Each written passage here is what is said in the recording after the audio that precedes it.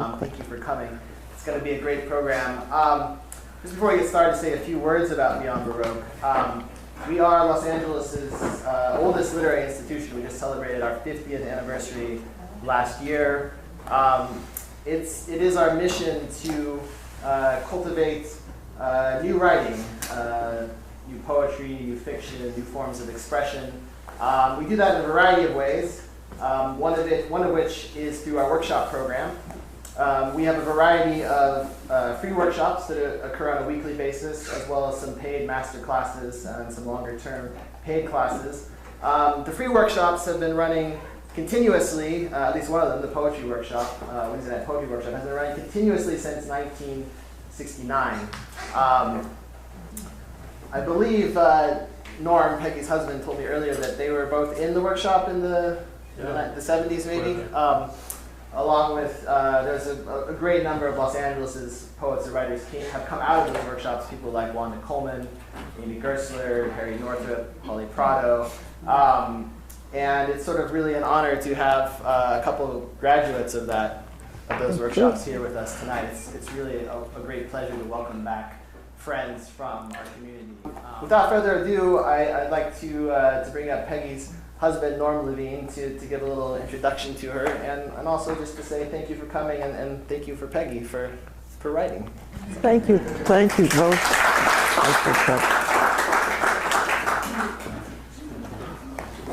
Oh, who are you? You look familiar. Well, you all came. How nice that is. I know some had to brave the elements from the blizzard up north, and we have friends from the heartland who came out in covered wagon at 30,000 feet. And then Wendy from Boston, where Western civilization still prevails. Somewhat. How is it like to be Peggy Aylsworth? Well, certain words come to mind. Ageless, irrepressible, bountiful, I think. And those aren't the only reasons I married her. But certainly ageless. Peggy gave the finger to the calendar many years ago. Irrepressible in spirit. She is, in certain ways, the youngest person I know. And her body of work is bountiful, prodigious in the sense she writes a poem every day without fail, which is remarkable in itself. But it's more than that. It's being in that place of noticing and listening and the connectivity that it takes to write poems, and the place of transformation which issues out of her being. This is the wide embrace of the world. So, Morning in the Long Night City. I think that Raymond Chandler would have killed for that title. Great title. So how was it in New York City in 1942? Well, I was 9 years old chasing good humor trucks. Peggy was not only looking for Mr. Right, but discovering herself in Greenwich Village, growing her sensibility and her passion for artistic expression. Is it autobiographical? Well, I came across a wonderful quote from Federico Fellini. He said, "The pearl is the autobiography of the oyster." So it's unrecognizable, but certainly the offspring. The book, I tell you, everything that happened to her, most of the important things that happened to her in those years is not in the book.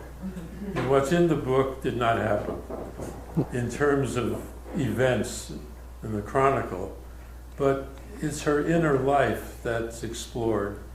And that's what's revealed to me, and it's like I got to know her at that time reading the book today.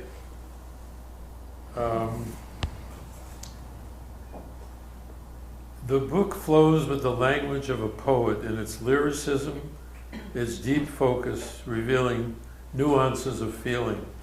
We get the landscape of Manhattan as well as the inscape of her characters. Peggy and I read the book aloud in one long sequence. Reminded me very much, really, of Virginia Woolf and Mrs. Dalloway, with the section where she's planning the party. And I must tell you, the transition from poetry to prose is not an easy feat. She's managed to extend her poetic sensibility from stanza to paragraph and back again through the muscle of her imagination. So the book will be available at the bookstore across the way. Peggy will certainly be happy to inscribe your copy. There's one thing I might mention, if for those who, for whatever reason, don't buy the book tonight, if you try to get it online, you can't go to Google and put in the name of the book. It comes up that it's not available. For some reason, we can't get Google to change that. So you have to go to Amazon and put in the name of the book, and there it comes up without a problem. So she's lit, she's woke. As Tommy says, calls her Dame Peggy. Here she is. Thank you, my darling hostess. You see how lucky I am? I'm very lucky. First of all, I want to thank you all for coming. It was very sweet. Some of you have come from very far away. In fact, all the way from Boston, and somebody from Chicago. It's very lovely. Okay, let's see. For the benefit of those who haven't read the book yet, many of you, the novel tells the personal story of Rachel Gregory, a woman living and working in New York during World War II. As a poet, she's writing a blank verse play dealing with the issue of recognition for women artists.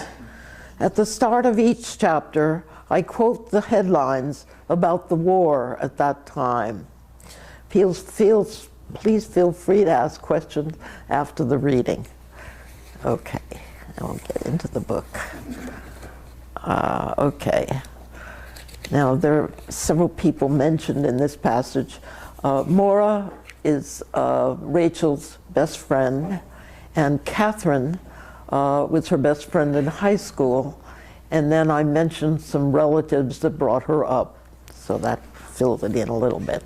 Okay. Tell me, Maura, what is morality?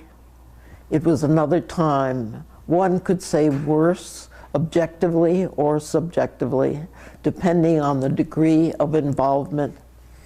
In far-off places, young men were dying unnatural deaths.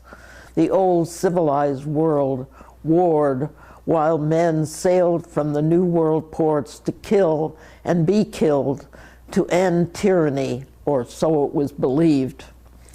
Rachel sat on a strange bed, somewhere in the city, in her 22nd year, disengaged, now eating an apple.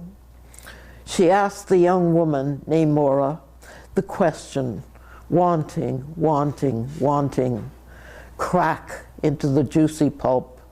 With the sweet, crisp mass in the mouth, the lunchroom, school lunchroom, Catherine drifted out of the cocoon days. Oh, what a queer thing, a wanting, a physical wondering without answer. In how many words had Cat moved? Where? Strayed? Where? How long had it been? Rachel, pages and pages covered, crumbled, saved as though important. Two men loved, released to war as though unimportant.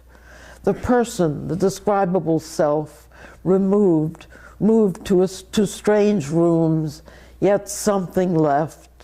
Left where? With what? With whom? Uncle Jesse was dead. Eleanor was married, but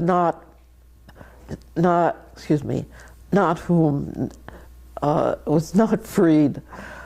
Uncle Jesse was dead. Eleanor was married, but not freed. Aunt Vinnie had gone with them to California. She chose not to go. It meant getting a job, any job, a receptionist and a secretary in a public relations firm. She tried college at night, but it was too tedious, too unrewarding. Poets could be read, studied, without all the labored intellectual rote. Her writing continued. Time passed. Things happened. A billion unconscious, conscious feelings felt, recorded, and smothered in the accumulation. Okay, that's the first passage.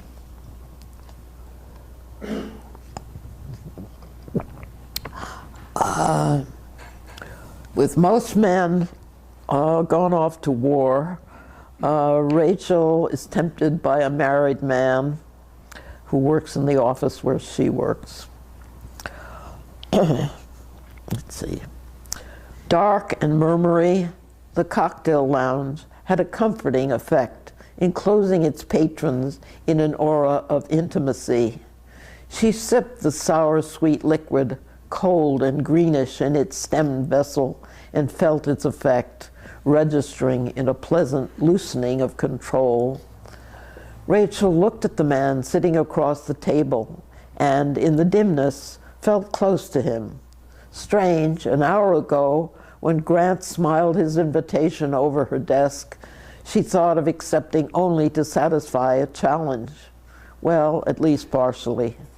War, for the waiting, had its frustrations. And then, waiting for what? Paul and Johnny had long ago ceased to be more than fondly remembered. To sit among women, all urgent with similar needs, was limited comfort. The man across the table was smiling. "You look appealing," he said, as though testing. She laughed. It was a coy, foolish game, civilized but no longer subtle.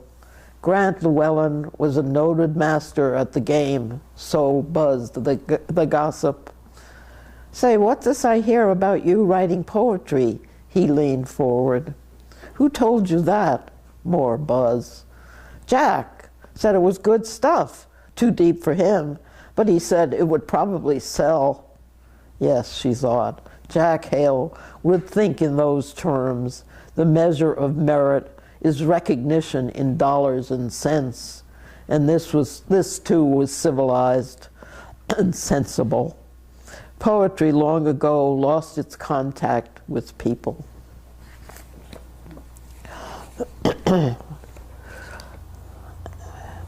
Rachel confides to her close friend Maura, who's an artist, and Grant, the married lover, is confronted. That's this passage. "Yes, actually, I'm working on the play. It's going fairly well, but I get stuck. Frustrating." "I know how that is." Maura gave a quick smile, then frowned slightly. "You've taken on a big bite, writing from a 15th century sensibility, let alone our own." "I get caught in Miranda's dilemma, even though I don't have her dedication." Rachel sighed. "You remember Sime Lieber, the soldier I met before I got sick?" "Oh, yes. You stopped seeing him, didn't you?" "Well, he's been writing, and I've answered. He's very bright, sensitive too. I sent him an outline of the play, and he was very encouraging, had some marvelous insights. He hopes to be transferred back in this area again." "Oh?" Maura raised her dark eyebrows slightly. "For God's sake, Maura, I hardly know him. And besides, he's a soldier, and you know how I feel about them. Mothers, fathers, soldiers, they all die before their time." She thought of Lenore's brother. "They leave you." Grant, okay, well, let's pause. Grant pulled out, as he always did, at the moment of climax, spewing the unhoused sperm onto the towel under Rachel's body. Limply, they lay together. She wondered if he felt more satisfied than she, if the release gave him enough. It must, she thought. He comes back. Rachel sat up abruptly, fumbled with her clothes in the dark. Grant laughed, reached for his cigarettes and lit one. "What's the matter?" She turned on the lamp. "Nothing," she lied. Grant began dressing. "Grant?" "Eric Bergstrom's exhibit is opening in a few weeks. Will you go with me?" "I'm not much on art. You know that." "Well, that isn't exactly the point." "What is?" "That we do something else together, besides this." "Oh, Christ. So that's what's bothering you. You women, you're all alike." "Is that what you think?" She felt numb, cold, and weak. "Grant, can't you understand how I feel?" "No. You seem to like it as much as I do. Look, Rachel, we have fun together. Let's not spoil it. I'll take you to a movie or something if you want, but don't try to make this into something it isn't." The words were real. She understood them clearly. They left no loopholes, no hidden possibilities. As she looked at him, stripped of the illusion she'd clothed him in for so long, she felt a terrible deadening, a closing of the imagination. It wasn't a shock. Her deepest sensibilities hadn't allowed her to be completely without the defense of insight. But she wasn't armored. She wasn't shielded against so direct a blow. More than her feelings, more than her vanity, it struck a central mark, flooding her with a sudden wave of nausea. The anger spewed out. "Fun? Do you call this fun? This half-assed fucking? No, Grant, it's not for me. I need something else. I need it. Do you understand? I need it. I don't want this anymore." She looked directly at him. He'd put on his coat, held his hat in one hand, looked away from her. "Okay," he sighed. "I think you're a rainbow chaser. You're looking for Prince Charming, and that's not me." He paused. "It's too bad. Well, good luck." There was a softness in his voice that momentarily disarmed her, and she was glad that he moved quickly to the door and was gone. Okay. A man in his 40s enters Rachel's life as an important friend. Okay, where do I start that? Here we go. "I'll hold the glasses if you pour," said a deep voice to her left. She looked up into the pleasant face of the man Maura had identified as Max Sorkin. In his middle 40s, balding, his high cheekbones and deep-set eyes gave him a look of youthful intensity. His mouth was full and sensitive, its corners barely touched with sorrow. "Oh, all right. I'm not quite used to this job. Well, I must confess, I'm not very experienced either, but maybe together. I'm Max Sorkin. I know who you are. You're Rachel Gregory," he smiled. "Maura told me. I don't know what's gotten into Maura tonight. She's usually terribly shy." That sounds like a mother's remark. Rachel flushed, but at the same time she was pleased at the directness. "I guess I do feel maternal toward Maura at times. Mother, mother, make my bed. Oh, make it straight and narrow." "I didn't mean it accusingly," the doctor said, with an amused sidelong glance. "Are you laughing at me?" His face became solemn. "How sensitive you are. No, that would imply superiority." "Not my line." They laughed together as he held a cup and she poured the pale gold liquid into it. Okay. Okay, at this point, Rachel's relationship with Max has matured, and goes on from there.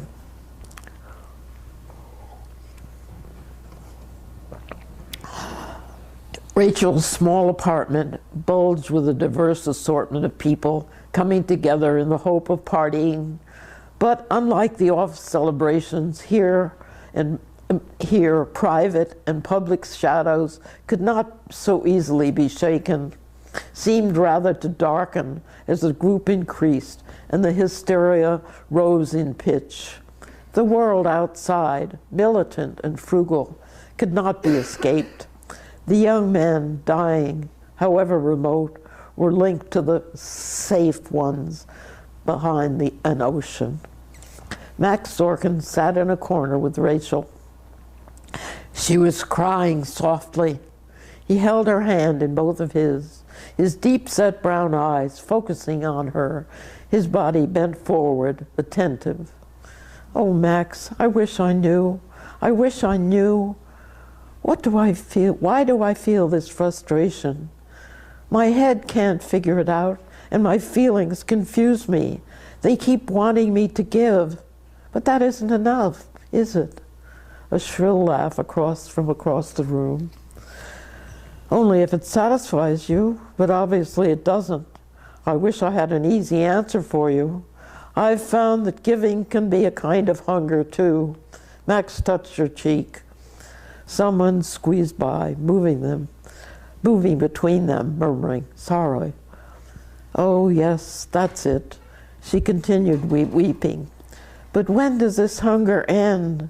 When do you know it's love and not hunger?" Max laughed. "You told me once unanswerable questions were your specialty. Now I believe it." She looked up at him, wiping her eyes. What a memory. It touched her to have him remember so slight a remark made months ago. She suddenly felt a deep flush of shame at her self-pity. "Dear Max," she said, lifting her cheek to his. Okay, Simon, the soldier who she's known for a while, becomes more involved with Rachel. They're on a bus. Breathless and laughing, they climbed the narrow, winding stairs to the upper level, sank into one of the cane-covered seats on the right-hand side of the aisle. Caught by their laughter, people around them smiled, turned away in embarrassment. Rachel had a momentary picture of herself seen as a soldier's girl, and beyond her conscious prejudices against it, felt a sudden pleasure. The tall apartment buildings gave way to shops.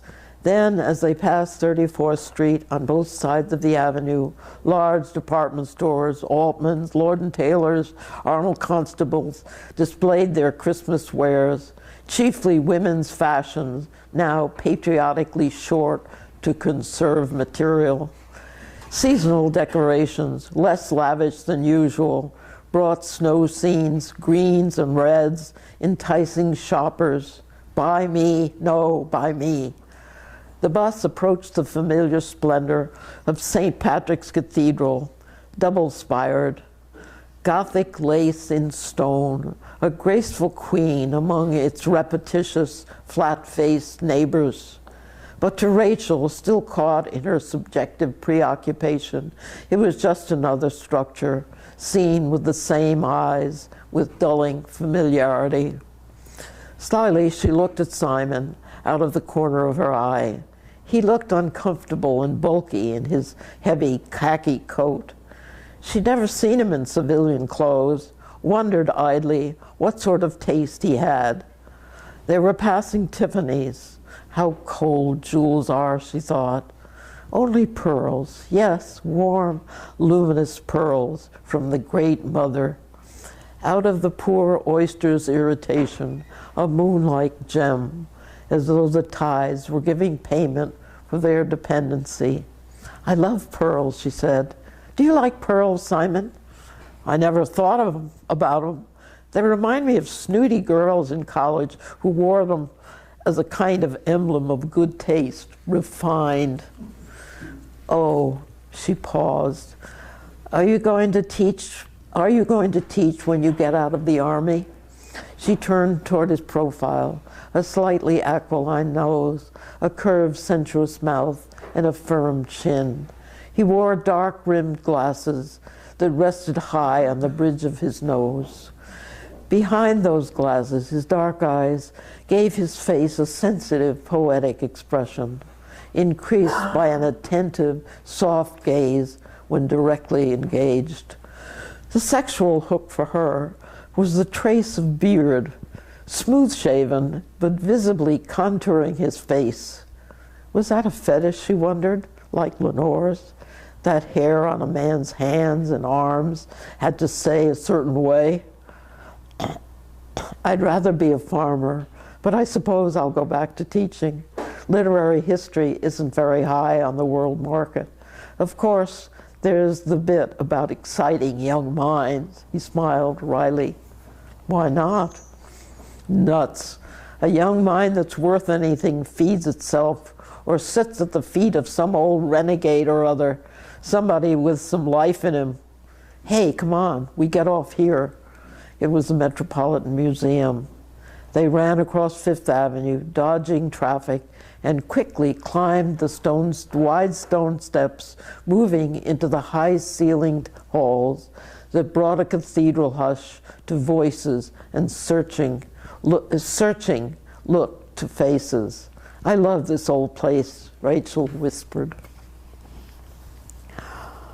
Okay. Simon and Rachel spend a weekend at a friend's cabin in the woods. They go out to dinner. Simon indirectly proposes. Okay.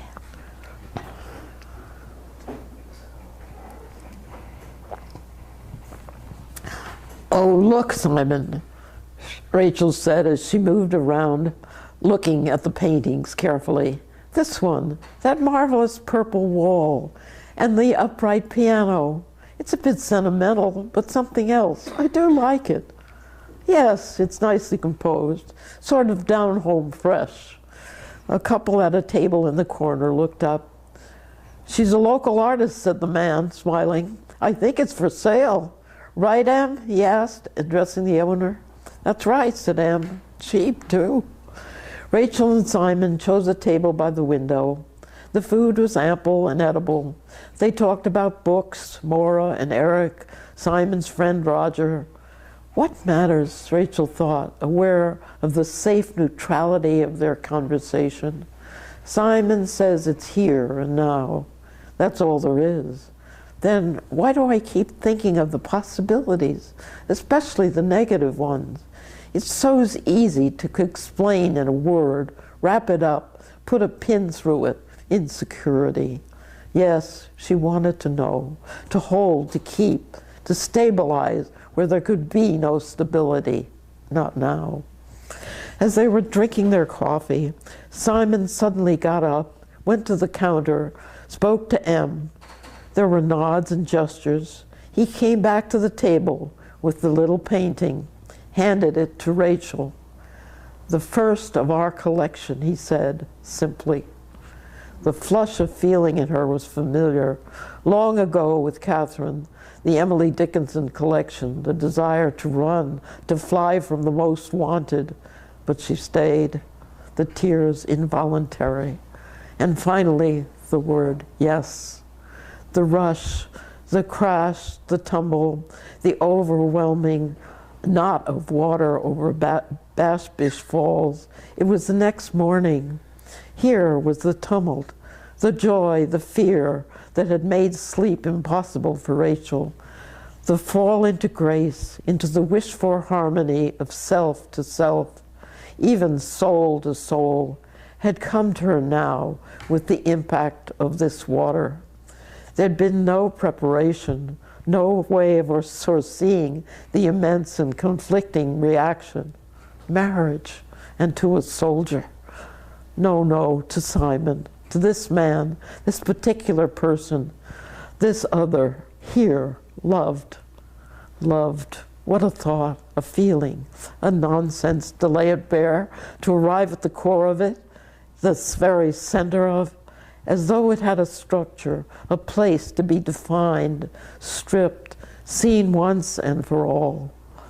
It was terrifying to love, to be loved. All the baggage, the expectations, the vulnerability exposed.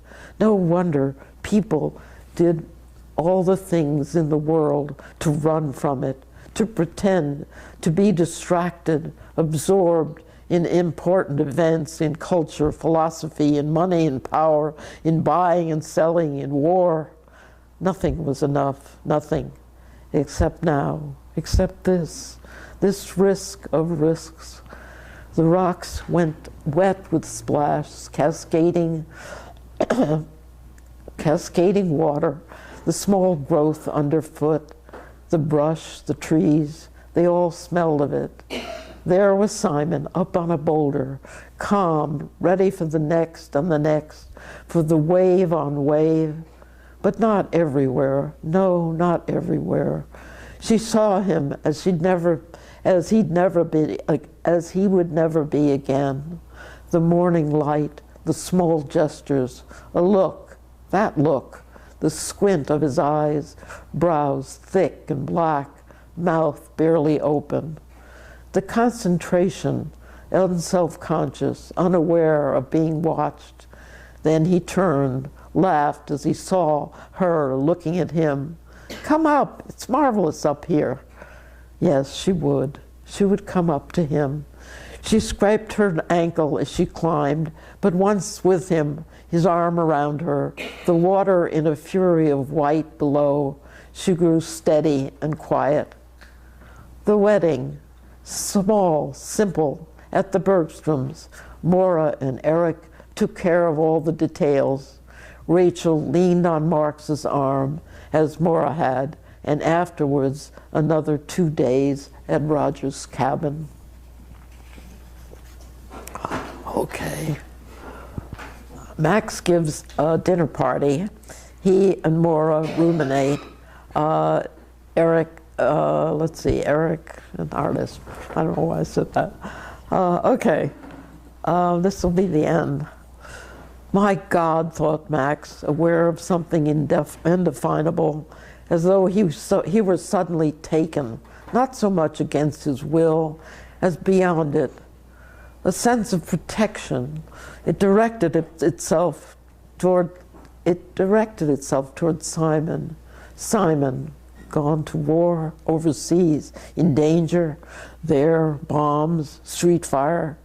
Max had the almost uncontrollable impulse to rush to Simon, hold him as he would a son, give him some blessing that would carry him even the worst, as though this were the deepest witness, man to man, that whatever Simon must face was known, not in the customary way of knowing, not through empathy, but as a seal, a covenant, a promise kept. He looked at Simon. Simon, Max said. Simon turned. Max smiled, feeling an inexplicable freedom. The others were talking about the war, about the liberation of Paris, conjecturing when would it end, what about Japan? How then, Eric thought, how does the artist affect all this?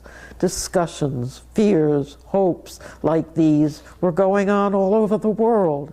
And yet there was the canvas, the eye, the hand, the stroke of paint. He longed to be in the studio, to paint what he knew and what he didn't, to give himself over, to head out into the crags, the tunnels, the farthest reaches where pain and pleasure collide, where the raven dives down, stealing the sun one more time, into it. He felt the pull of it, even the weight of it, and then suddenly Rachel's hand was on the back of his neck, cool and startling. He let out a roar of laughter. The trickster had caught him, bringing him into balance. He was here among these dear people, the moon slanting its light through the window behind Maura. But what if, he thought in a brief moment of panic, What if I lose that imbalance, the very urgency of it that impels my work? Maura drank some wine, uneasy about the war talk, watching Rachel. Simon was a soldier, something terribly inevitable about that for a young man in these times. A man could feel heroic, but for the woman left behind, what? As Maura looked at Rachel's eyes in the candlelight, seeing her toy with a butter knife, she felt nervous, much as she did in the formative stages of a painting. In a moment of clairvoyance, she foresaw the challenge of pain for her friend, followed by some event of poignant joy. Was she pregnant? Maura wondered. Of course, her play. Yes, that was a child of its own, but not the same, not for Rachel. What's the link that bonds us, she questioned, feeling it. In any case, may it all be well. That's it.